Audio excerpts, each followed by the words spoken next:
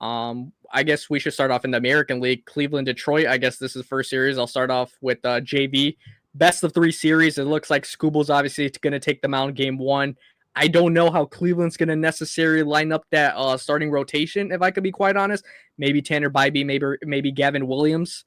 But in this series, Detroit, Cleveland, best of 3. Who you got, JV? I'll start off with you. I honestly, I had Detroit winning the division.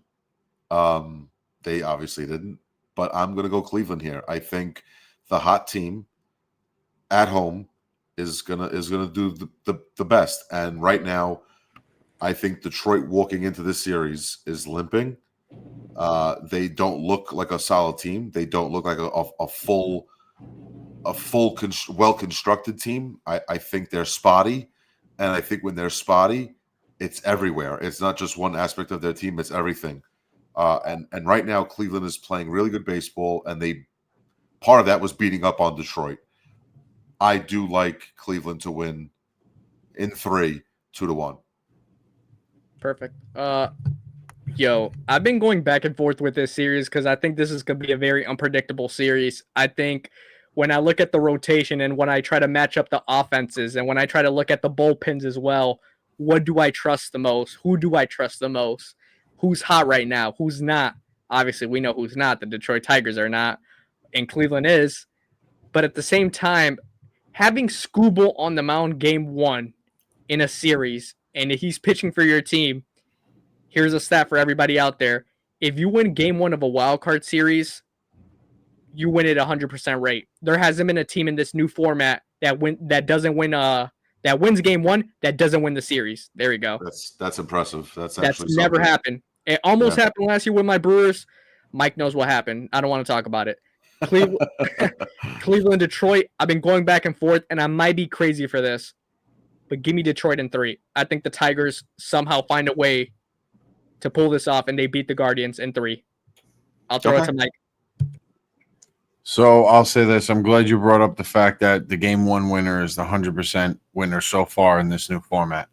I think that trend comes to an end.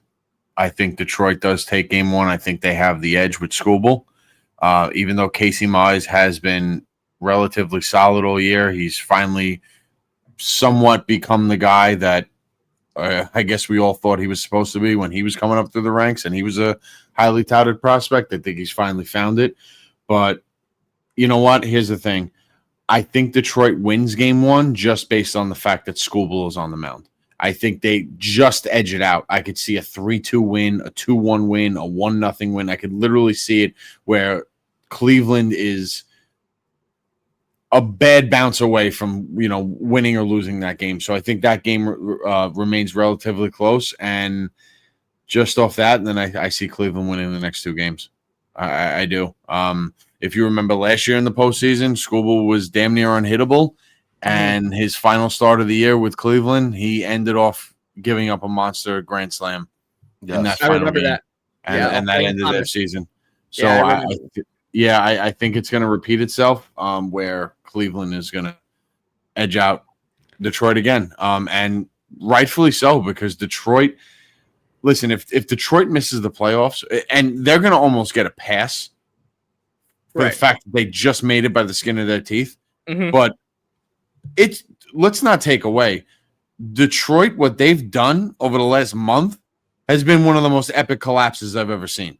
You could even go 2 months. You could even go farther than that. You could, but they had such a lead. 15 and a half games where you could have slept, and they should have clinched. You could have slept through which is what they did.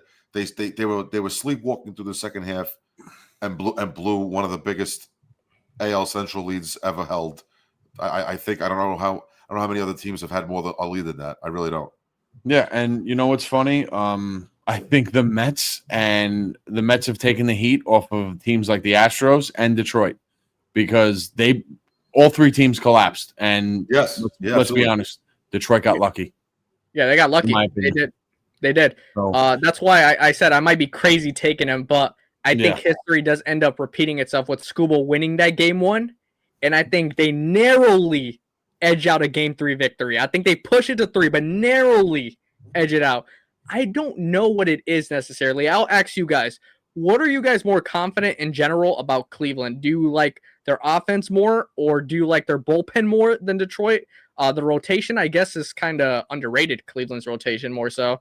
Well, for me, it's their bullpen. Their bullpen is fantastic, and their pitching in general is really the strength of that team. Their offense could score 2 or 3 runs and beat you 2-0, 3-1, 3-2, and they'll do that for 3 weeks straight, where they don't score a lot of runs, but their pitching is just so consistent that they're just going to beat you. And like I said, if they get a couple of runs on the board early, it's pretty much a wrap. Once they get to the 7th inning, they could go to certain guys in their pen, and it's kind of good luck from there. So if their pen is clicking on all cylinders and their starting pitcher could be somewhat decent, I that's why I'm picking them. I think that they do enough offensively. They play small ball, kind of like they're like a American League Milwaukee kind of. Yeah. Where they do certain things right on the offensive side, and every now and again they'll run into a big inning. And their bullpen, to me, like I said, is the strength of that team, and that to me is what's going to propel them against Detroit. That's just my opinion. You literally took the words out of my mouth. I was just going to say Cleveland to a lesser degree is like the American League version of the Brewers. Not as full of complete, but they have that scrappiness to them. They have one of the baddest men on the planet playing third base in Jose Ramirez. Another stellar season for him.